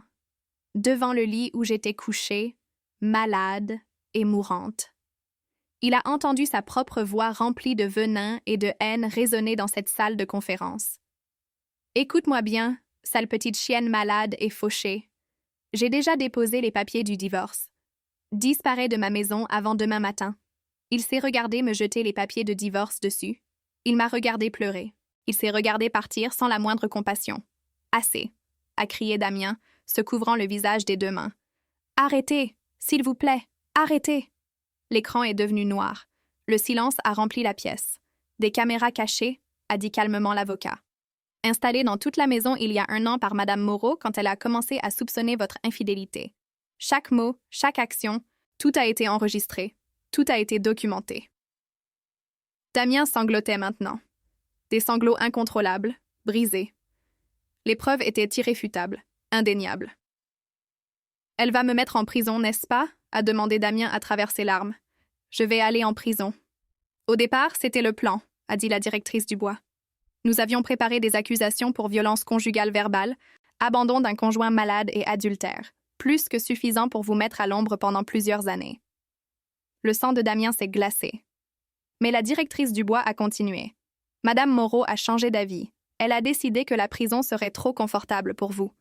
La prison vous donnerait 3 repas par jour, un lit pour dormir, un toit sur la tête. Elle veut que vous viviez quelque chose de bien pire que ça. Elle veut que vous viviez avec votre humiliation. » La directrice Dubois a placé un mince dossier sur la table devant Damien. « Voici la demande de divorce officielle de Madame Moreau. Elle inclut également une demande de dommages et intérêts moraux. » Damien a ouvert le dossier avec des mains tremblantes. Ses yeux ont parcouru les pages jusqu'à ce qu'il tombe sur un chiffre qui a fait s'arrêter son cœur. 400 000 €, a-t-il lu à voix haute, sa voix se brisant. 400 000 € de dommages et intérêts. Ça, c'est exact, a dit l'avocat. Pour détresse émotionnelle, humiliation publique et les années de violence verbale que vous lui avez infligées. Je n'ai pas cet argent, a crié Damien. Vous m'avez tout pris, chaque centime que j'avais. Nous en sommes conscients, a dit calmement la directrice Dubois. Mais vous avez toujours votre travail, n'est-ce pas? Damien la regarda, confus et terrifié. En fait, le sourire de la directrice Dubois est revenu, et il était absolument cruel. Je dois vous donner une nouvelle de dernière minute, Monsieur Fournier. Il y a environ 1 heure, MLG Holdings a finalisé l'acquisition de 70% des actions de Carter Industries, l'entreprise où vous travaillez. En tant que nouvel actionnaire majoritaire, la première ordonnance exécutive de la présidente Moreau a été une réorganisation complète de la direction. Le visage de Damien est devenu complètement blanc. Votre lettre de licenciement a été signée et traitée, a dit la directrice Dubois. Vous êtes officiellement licencié, Monsieur Fournier, avec effet immédiat. C'était ça. Le dernier clou dans le cercueil de Damien. Il avait tout perdu maintenant. Maison, voiture, femme, économie, crédit, et maintenant son travail. La seule chose qui lui avait donné son identité, sa fierté, son sentiment de valeur. « Démon !» a crié Damien, sa voix brisée. « Vous tous, vous me détruisez. »« Nous ne sommes pas des démons, Monsieur Fournier, » a dit froidement la directrice Dubois. « Nous ne faisons que rendre la justice. Et concernant cette dette de 400 000 €, Madame Moreau est en fait assez clémente. Elle sait que vous ne pourrez jamais la payer. Alors elle vous donne une option. » La directrice Dubois a glissé une autre feuille de papier sur la table. Signez cette confession. Admettez toutes vos actions, votre adultère, votre violence verbale, votre abandon de votre femme malade. Si vous admettez que vous avez eu tort, que vous avez commis ces actes, la dette sera annulée. Vous ne devrez rien. Damien a regardé la déclaration de confession. Elle était détaillée, spécifique, humiliante. Elle détruirait le moindre lambeau de réputation qu'il lui restait. « Pourquoi avez-vous besoin de ça ?» a-t-il demandé faiblement. « Une assurance », a répondu l'avocat. « Pour que vous n'alliez pas répandre de fausses histoires sur Madame Moreau ou essayer de l'extorquer à l'avenir. Cette confession garantit votre silence. » Damien n'avait pas le choix. Aucun. Licencié, en faillite, sans abri avec une dette de 400 000 € au-dessus de sa tête qu'il ne pourrait jamais payer. Avec des mains tremblantes, il a pris le stylo qui lui était tendu. Il a signé son nom sur cette confession. Il a signé la dernière parcelle de sa dignité. « C'est fait », a dit la directrice Dubois, rassemblant rapidement les papiers. « Vous êtes libre de partir, Monsieur Fournier. » Juste à ce moment-là, la porte de la salle de conférence s'est ouverte. Je suis rentrée. Je me suis tenue devant Damien qui était maintenant complètement vaincu, la tête baissée de honte. « Tu as divorcé de moi, n'est-ce pas, Damien ?» ai-je demandé, ma voix basse et contrôlée. Tu m'as jeté ces papiers de divorce au visage quand je brûlais de fièvre. J'ai sorti le même dossier marron qu'il avait jeté sur mon lit il y a 3 jours. La directrice du bois l'avait gardé tout ce temps, devant les yeux incrédules de Damien. J'ai lentement, délibérément déchiré la demande de divorce qu'il avait déposée. Les morceaux de papier déchirés sont tombés sur ses genoux comme des confettis. « C'est moi qui divorce de toi », ai-je dit, ma voix aussi froide que la glace de l'Arctique, « et je m'assure absolument que tu n'obtiendras pas un seul centime de moi. Pas maintenant. Jamais. » Je l'ai regardé une dernière fois. Maintenant, sors de mon immeuble. Les 2 gardes de sécurité qui se tenaient à proximité se sont immédiatement avancés. « Sortez ces ordures des lieux », a ordonné la directrice du bois. Damien n'a pas résisté. Il ne le pouvait pas. Il était déjà mort à l'intérieur. Il a été traîné hors de cette salle de conférence, ses bras fermement tenus par les gardes. Il a été tiré à travers le hall bondé une fois de plus. Les employés se sont arrêtés pour regarder. Certains le regardaient avec pitié. La plupart le regardaient avec dégoût. Les portes vitrées automatiques se sont ouvertes. Damien a été jeté sur ce trottoir chaud pour la 2e fois de la journée. Il est tombé lourdement, s'écorchant les paumes sur le béton rugueux. Il est resté là, sans le sou, sans emploi, sans abri, ne portant rien d'autre qu'un pyjama sale et des chaussons bon marché, avec seulement une confession signée de ses péchés qu'il avait libéré d'une dette qu'il ne pourrait jamais payer. Sa ruine était complète, totale, absolue. Et j'ai regardé depuis la fenêtre de mon bureau, 40 étages plus haut, ne ressentant que de la satisfaction. Le karma avait gagné. La justice avait été rendue. Et Damien Fournier passerait le reste de sa vie à regretter le jour où il m'a traité de chienne. Les jours qui suivirent furent une spirale infernale pour Damien. Il passa la première nuit, après avoir été jeté dehors, à dormir sur un banc dans un parc public. Il avait froid, faim, était terrifié. Chaque bruit le faisait sursauter. Chaque ombre semblait menaçante. Le 2e jour, il essaya de contacter ses soi-disant amis, les gars avec qui il faisait la fête, les collègues à qui il se vantait de sa maison, de ses voitures et de son succès. Il marcha des kilomètres jusqu'au café où il se retrouvait habituellement, espérant trouver quelqu'un, n'importe qui, pour l'aider. Quand il entra, ressemblant à un sans-abri, plusieurs de ses anciens amis étaient là. Il s'approcha d'eux désespérément. « Salut les gars », dit-il en essayant de sourire. « C'est moi, Damien. » Ils le regardèrent avec un mélange de choc et de malaise. « Damien », dit l'un d'eux lentement. « Mec, qu'est-ce qui t'est arrivé? »« J'ai été piégé. » mentit Damien, les mots sortant automatiquement. « C'est un malentendu. Mes comptes sont gelés temporairement. Pouvez-vous me prêter de l'argent? Juste assez pour de la nourriture et peut-être une chambre de motel. » Le visage de son ami changea immédiatement, devint froid. « Je suis désolé, Damien. La nouvelle s'est déjà répandue dans tous nos groupes de discussion. Tu as été viré de Carter Industries. MLG Holdings a saisi tous tes biens. Tout le monde sait que tu as contrarié Monroe Luxury Group. » Damien sentit son estomac se nouer. « Écoute, mec, » dit un autre ami en se levant et en reculant. « Je ne peux pas t'aider. Aucun de nous ne le peut. On ne veut pas d'ennui avec MLG. Cette entreprise est énorme. Ils ont des relations partout. Je suis désolé, mais tu es seul. » Un par un, ses amis partirent. Ils s'éloignèrent littéralement de lui comme s'il avait une maladie contagieuse. Damien fut raccompagné hors du café par le personnel. On lui dit de ne pas revenir. Le 3e jour, il mourait de faim. Vraiment de faim. Son estomac lui faisait mal. Sa tête le lançait. Il n'avait plus d'argent, plus de téléphone. Il était finalement mort. Et il n'avait aucun moyen de le recharger. Pas d'amis, pas de famille prête à lui parler. Il se rendit au marché central où les journaliers se rassemblaient pour chercher du travail. Du travail manuel, le genre de travail qu'il méprisait autrefois. « Monsieur », approcha-t-il timidement le contremaître. « Avez-vous besoin d'aide? Un travail disponible ?» Le contremaître, un homme trapu à la peau burinée, le toisa d'un air sceptique. « Tu as l'air trop propre pour être un ouvrier, mais j'imagine que les temps sont durs, hein?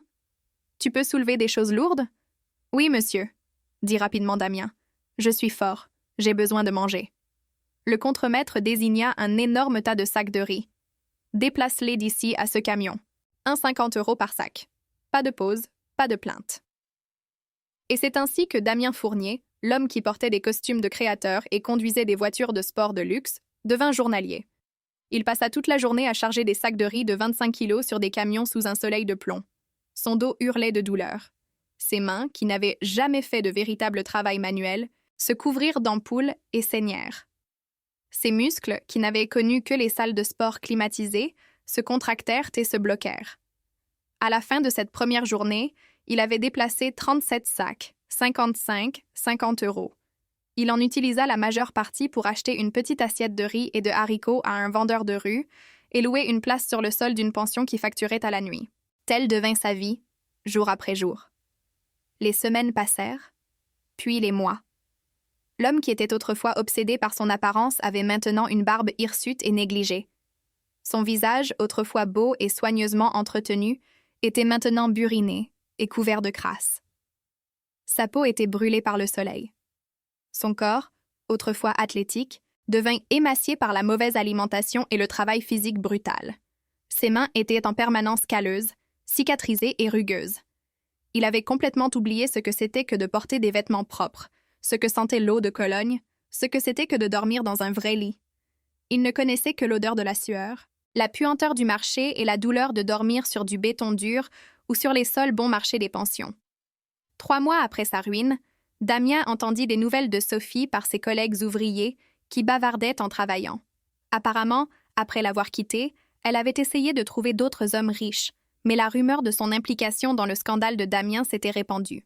Personne ne voulait d'elle.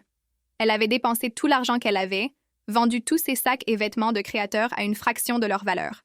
Finalement, elle avait été forcée de prendre un emploi de serveuse dans un bar louche du centre-ville. Puis vinrent des nouvelles pires.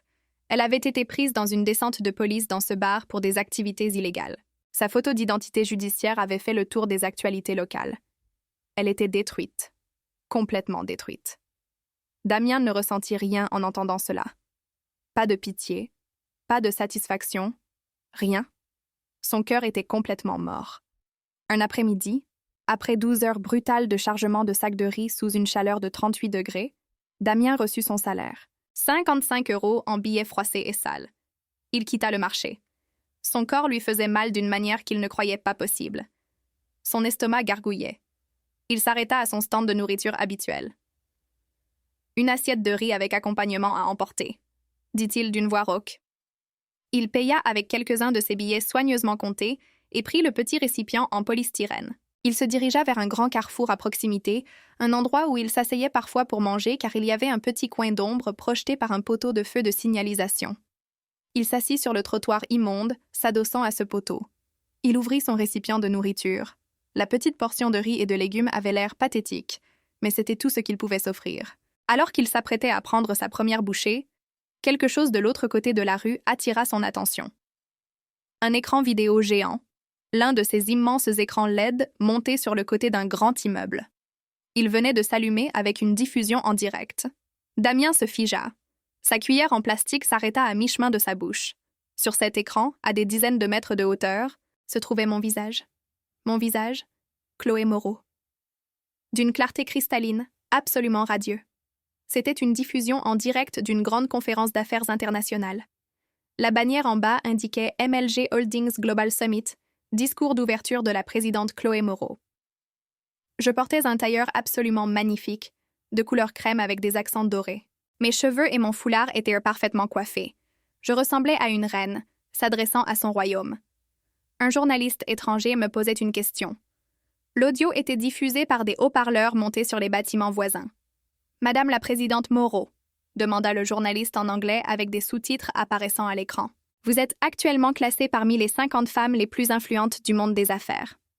Vous êtes l'une des entrepreneurs autodidactes les plus riches du monde. Quel est le secret de votre succès extraordinaire? » Le récipient de nourriture de Damien lui glissa des mains. Il heurta le trottoir. Le riz et les légumes se répandirent partout, se mélangeant à la saleté de la rue. Mais il ne le remarqua pas. Il s'en fichait. Ses yeux étaient rivés sur cet écran massif. Je souris sur cet écran, un sourire confiant et puissant. « Il n'y a pas de secret, » dis-je, ma voix claire et forte, résonnant à travers tout le carrefour. Je n'ai simplement jamais cessé de travailler. Je n'ai jamais cessé de croire en mes propres capacités et en ma propre valeur. Même lorsque la personne la plus proche de moi, quelqu'un qui aurait dû me soutenir, m'a plutôt sous-estimé, même lorsqu'on m'a traité d'inutile et de sans valeur, je connaissais ma valeur, et je n'ai jamais laissé la perception limitée de quelqu'un d'autre définir qui j'étais ou ce que je pouvais devenir. La caméra zooma sur mon visage, sur mes yeux, des yeux forts, déterminés, victorieux. Le succès, continuai-je, vient du fait de connaître sa valeur et de ne jamais, jamais se contenter de moins que ce que l'on mérite, de la part de personnes qui vous méritent. L'interview continua, mais Damien ne pouvait plus l'entendre. Le rugissement dans ses oreilles était trop fort. Là-haut, sur cet écran géant affiché dans le ciel pour que le monde entier le voie, se trouvait la femme qu'il avait traitée de petite chienne malade et fauchée. La femme qu'il avait jetée hors de sa propre maison. La femme qu'il avait abandonnée alors qu'elle mourait de fièvre. Et elle était interviewée comme l'une des dirigeantes d'entreprises les plus puissantes du monde. Ici-bas, dans la rue immonde, assis dans sa propre nourriture renversée, couvert de sueur, de crasse et de la puanteur du travail manuel, se trouvait l'homme qui s'était appelé un roi. L'homme qui pensait tout posséder. L'homme qui avait été si arrogant, si cruel, si absolument aveugle. Damien baissa les yeux sur ses mains calleuses et ensanglantées, sur ses vêtements sales et déchirés, sur le riz éparpillé sur le trottoir, maintenant immangeable, mélangé à la saleté et aux ordures. C'était son seul repas, sa seule nourriture de la journée, et maintenant elle était partie. Il leva de nouveau les yeux vers l'écran, vers mon visage, vers mon succès, vers tout ce que j'étais devenue, et il rit. Un rire sec, creux, un rire complètement dépourvu d'humour, un rire qui venait d'une âme qui avait été brisée au-delà de toute réparation. Il ne pleura pas. Il était au-delà des larmes. Il a juste ri de ce rire horrible et vide. Il n'avait pas seulement perdu la maison, les voitures, son travail, son argent ou sa fierté. Il avait perdu tout ce qui pouvait avoir de l'importance. Et la femme qu'il avait détruite était ressuscitée des cendres où il avait essayé de l'enterrer. Et était devenue un phénix, une déesse, intouchable. Alors que lui, il était moins que rien. Il ne pouvait même pas se permettre de ramasser le riz tombé sur le trottoir, ne pouvait pas se permettre la dignité d'un repas qui n'avait pas été contaminé par la saleté de la rue. Le karma avait accompli sa mission. La justice avait été rendue.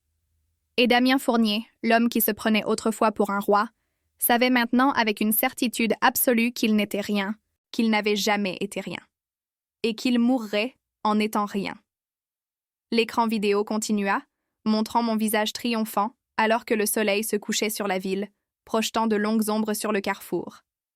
La circulation continuait, les gens passaient, la vie suivait son cours, et Damien resta assis là, dans l'obscurité grandissante, entouré de sa nourriture renversée, avec rien d'autre que les vêtements sur son dos et le poids écrasant de sa propre stupidité. Il m'avait traité de chienne, mais à la fin, c'était lui qui était laissé dans le caniveau, mendiant des miettes, brisé et vaincu. Et moi, je planais, volant plus haut qu'il n'aurait jamais pu l'imaginer, vivant une vie qu'il ne pourrait jamais toucher, accomplissant des choses dont il ne pourrait même pas rêver. C'est ainsi que cette histoire se termine. Pas avec ma destruction, mais avec la sienne. Avez-vous aimé cette histoire? J'espère qu'elle vous a rappelé que le karma n'oublie jamais. Cela peut prendre des jours, cela peut prendre des années, mais finalement, tout le monde obtient exactement ce qu'il mérite. Laissez un commentaire dès maintenant et dites-moi de quelle ville vous me regardez. Et dites-moi, que pensez-vous qu'il devrait arriver aux gens comme Damien? Les gens qui abusent, rabaissent et jettent ceux qui les aiment. Si cette histoire vous a donné des frissons, si elle vous a fait ressentir cette douce satisfaction de la justice rendue, alors soutenez cette chaîne en envoyant un super merci. Votre soutien me permet de continuer à vous apporter des histoires de vengeance incroyables comme celle-ci. Des histoires vraies, des histoires puissantes, des histoires qui prouvent que l'arc de l'univers est peut-être long, mais il penche toujours vers la justice. Je lis chaque commentaire. Je veux entendre vos pensées. Je veux entendre vos propres histoires. Avez-vous déjà vécu une trahison comme celle-ci? Avez-vous déjà été sous-estimé? Avez-vous déjà dû vous reconstruire à partir de rien? Dites-moi. Partagez avec moi. Construisons une communauté de personnes qui croient au karma, qui croient en la justice, et qui croient que peu importe à quel point les choses deviennent sombres, la vérité finit toujours par éclater. Vous pouvez voir 2 nouvelles histoires sur votre écran en ce moment. Des histoires tout aussi puissantes que celle-ci. Des histoires qui vous feront ressentir, réfléchir, croire que les bonnes personnes peuvent gagner à la fin. Il y a tellement plus de contenu sur cette chaîne. Des heures et des heures d'histoires de vengeance, d'histoires de karma, d'histoires de justice, des histoires qui vous tiendront en haleine.